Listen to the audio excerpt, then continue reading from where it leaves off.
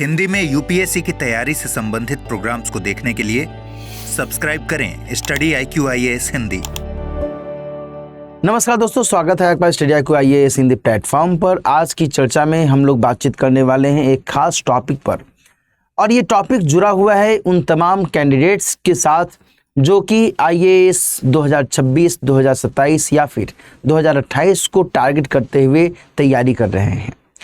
ध्यान रखिएगा कि जब आप तैयारी को मद्देनज़र रखते हुए पाठ्यक्रम को देखते हैं तो आपको कई सारी उलझनों का भी सामना करना पड़ता है। और ये जो पाठ्यक्रम होता है GS का, ये इतना अधिक उलझाऊ हो जाता है कई बार कि आप ये समझ नहीं पाते हैं कि आखिर इसकी तैयारी कैसे शुरू करें, किस तरीके से इसकी तैयारी करें, है ना दोस्तों। यदि आप सिविल सेवा परीक्षा के पॉइंट ऑफ व्यू से GS के पाठ्यक्रम को देखते हैं तो यहाँ पर ध्यान रखिएगा कि इसमें एक हॉलिस्टिक अप्रोच बनाने की आवश्यकता होती है, और उस हॉलिस्टिक अप्रोच के साथ यदि आप तैयारी करते हैं तो निश्चित तौर पर आप सही दिशा में आगे बढ़ते चले जाते हैं। ध्यान रखिएगा कि यदि आप 2026 या फिर 2027 या 2028 को मद्देनजर रखते हुए GS के बारे में विचार कर रहे हैं तो आपको अभी से ही सावधानी से इसके हर एक पहलू को समझने की ज़रूरत है।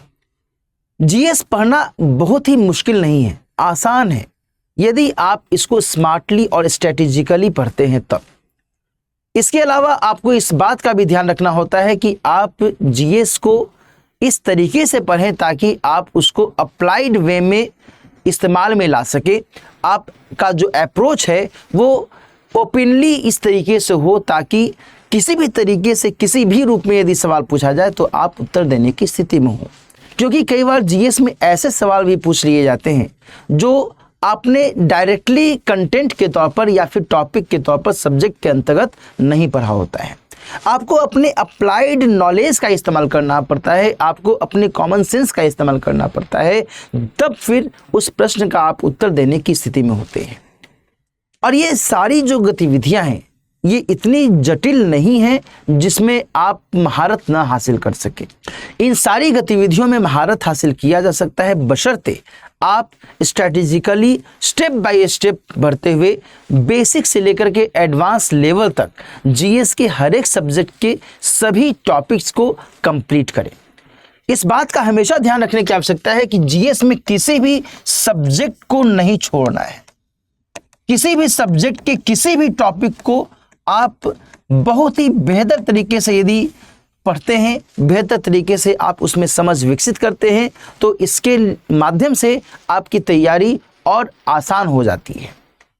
अब यहाँ पर सवाल ये उठता है कि आखिर इसकी तैयारी के लिए हमें क्या करना चाहिए, किस तरीके से हमें अपनी पढ़ाई शुरू करनी चाहिए। दोस्तों ध्यान रखना कि इसके लिए आपको बेसिक से लेकर के एडवांस लेवल तक जो भी कॉन्सेप्ट्स हैं उनको समझने की दरकार है। साथ ही आपको आंसर राइटिंग बहुत ही बेहतर तरीके से आना चाहिए। आपकी जो समझ है वो प्रैक्टिकल वे में होनी चाहिए, प्रैक्टिकल अप्रोच के साथ होनी चाहिए, है ना। ये सारी बातें यहां पर बहुत अधिक महत्वपूर्ण हो जाती हैं। लगातार आपका अभ्यास होते रहना चाहिए। बिना अभ्यास के यदि आप विचार करते हैं कि आप परीक्षा में सफलता प्राप्त कर लेंगे तो शायद यह संभव नहीं है। यदि आप 2026 या 2027 या 2028 को मद्देनजर रखते हुए सिविल सेवा परीक्षा के बारे में विचार कर रहे हैं तो इन सभी बातों का ध्यान आपको अभी से ही रखने की ज़रूरत है। ये नहीं सोचना है कि अभी तो मेरे पास में 2 साल 3 साल का समय बचा हुआ है तो आराम से हम बिस्तर पर लेट करके तैयारी करेंगे तो हो जाएगा। ये एक चैलेंज है, आपको अभी से ही इस चैलेंज के कंटेक्स्ट में तैयारी करनी चाहिए। जाहिर सी बात है, यदि हम ओलंपिक मैच की बात करते हैं, ओलंपिक गेम्स की बात करते हैं, तो क्या ओलंपिक गेम्स की तैयारी 2032 में यदि ओलंपिक गेम होने वाला है तो क्या आपको 2032 में उसकी तैयारी करनी चाहिए? यदि आप ओलंपिक गेम के स्पोर्ट्स पर्सन हैं तो आपको क्या शोभा देता है? आप उसकी तैयारी पहले से शुरू करना चाहेंगे या फिर एकदम एट द लास्ट मोमेंट आप उसकी तैयारी करेंगे? तो ठीक वही बात यहां पर भी लागू होती है कि यदि आपका टारगेट 2028 है या फिर आपका टारगेट 2027 है तो फिर आपको उस हिसाब से अभी से ही प्रिपरेशन को मद्देनजर रखते हुए आगे बढ़ने की ज़रूरत है। और इन्हीं सब बातों को मद्देनजर रखते हुए दोस्तों ध्यान रखिएगा कि स्टडी IQ IAS टीम के द्वारा एक खास जो बैच की शुरुआत की गई है वो लॉन्ग टर्म बैच के तौर पर आपके लिए बहुत अधिक महत्वपूर्ण हो सकता है। 25 मार्च तक इसमें एडमिशन की अंतिम तिथि निर्धारित की गई है।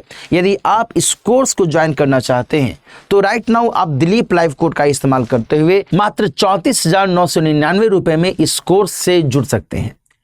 मैंने आपको अभी जो भी बातें बताई कि आपको लगातार अभ्यास की ज़रूरत होती है, बेसिक से लेकर के एडवांस लेवल तक हर एक सब्जेक्ट की तैयारी आपकी होनी चाहिए, आपको आंसर राइटिंग बेहतर तरीके से आना चाहिए, आपको GS के हर एक सिलेबस को समझ में आना चाहिए, आपके पास में एक प्रैक्टिकल अप्रोच होना चाहिए, अप्लाइड अप्रोच होना चाहिए, GS के एथिक्स के पेपर को आपको शानदार तरीके से तैयार करना चाहिए, ऐसे को आपको शानदार तरीके से तैयार करना चाहिए, है कि नहीं।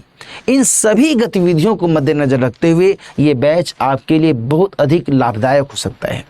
तो यदि आपके मन में कहीं भी लग रहा है कि हाँ मुझे शिद्दत के साथ तैयारी करनी है, मुझे अपनी तैयारी में ईमानदारी रखनी है, तो आपके लिए यह बैच बहुत अधिक उपयोगी हो सकता है। इस बैच के जरिए आप निश्चित तौर पर अपनी तैयारी को और आसान और सरल कर सकते हैं। तो दिलीप लाइव कोड का इस्तेमाल करना मत भूलिएगा। 34,999 रुपये में आप इस कोर्स को ज्वाइन कर सकते हैं।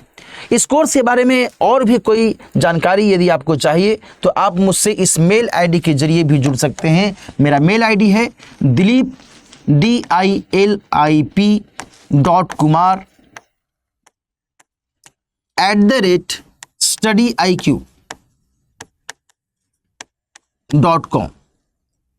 इस मेल ID के माध्यम से आप मुझसे इस कोर्स के कंटेक्स्ट में कोई भी क्वेरी पूछ सकते हैं। एक्स्ट्रा डिस्काउंट भी यदि आप चाहते हैं तो फिर इस मेल ID के जरिए मुझसे संपर्क कीजिए। आपको थोड़ी और रियायत देते हुए इस बैच में आपको इनरोलमेंट कराने में मेरी सहायता रहेगी। ठीक है, तो मिलते हैं फिर इस बैच के अंतर्गत। तब तक अच्छे से पढ़ते रहिए। All the best. हिंदी में UPSC की तैयारी से संबंधित प्रोग्राम्स को देखने के लिए सब्सक्राइब करें स्टडी IQ IAS हिंदी।